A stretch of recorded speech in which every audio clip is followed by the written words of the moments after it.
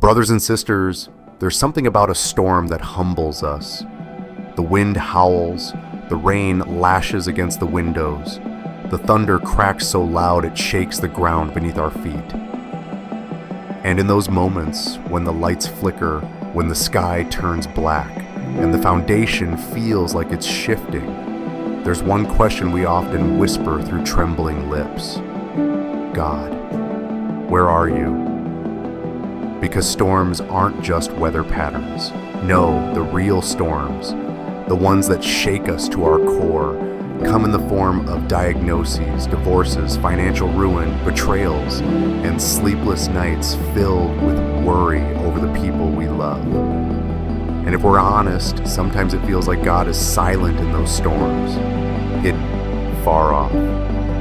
But I came here today to remind you, God is not absent in the storm.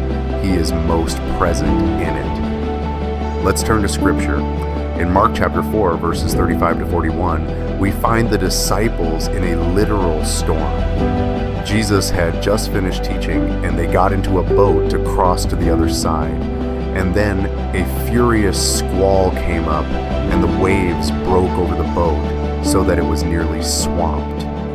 These are fishermen, men familiar with the sea. But this storm, it terrified them. And where was Jesus?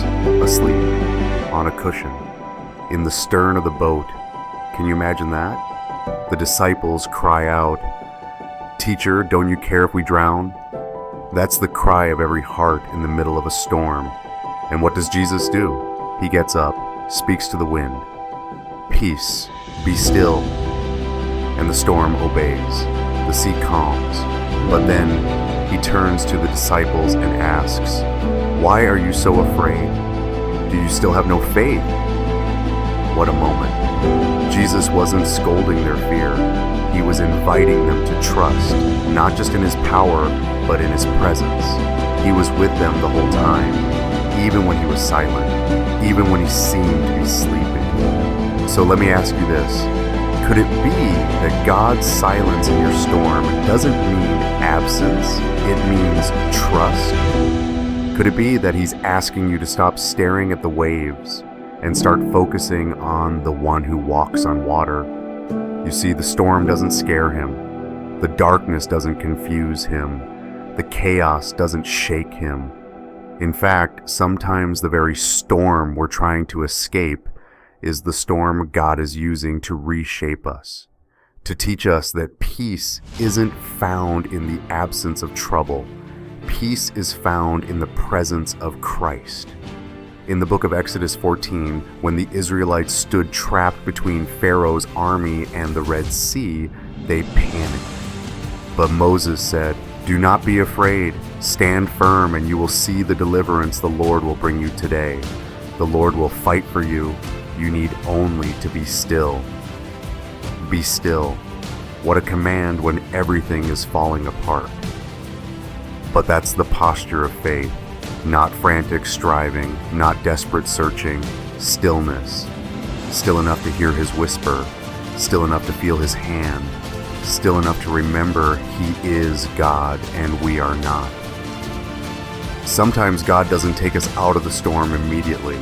Sometimes he joins us in it, like he did with Shadrach, Meshach, and Abednego in the fiery furnace. Like he did when he came to Elijah, not in the earthquake or the fire, but in a gentle whisper. And like he does now, in your pain, your fear, your confusion, he comes. Maybe not in the way you expected, maybe not on your timeline, but he always comes.